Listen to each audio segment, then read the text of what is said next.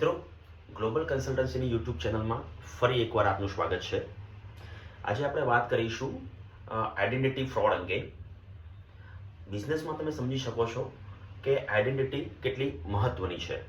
તમે કોઈ પ્રોડક્ટ્સ કે સર્વિસીસ વેચી રહ્યા છો, રાઈટ, કે કોઈ પણ પ્રોડક્ટ્સ કે સર્વિસીસનો સ્ટોક બહાર સપ્લાયર પાસેથી ખરીદી રહ્યા છો, કે ઓબ્વિયસલી તમે કોઈ નવો એગ્રીમેન્ટ કરી રહ્યા છો કોઈ કસ્ટમર સાથે, રાઈટ, કે તમે કોઈ સ્ટાફને પણ એમ્પ્લોય કરી રહ્યા છો તમારા બિઝનેસમાં, બરોબર. આઈડેન્ટિટીનું તેમાં ખૂબ જ મહત્વ છે.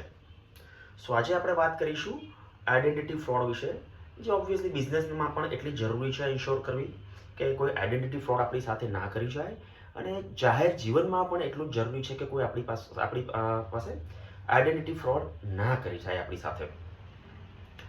તો આ આઈડેન્ટિટી ફ્રોડ કયા પ્રકારના હોય છે એ આપણે થોડું પહેલાં સમજીએ.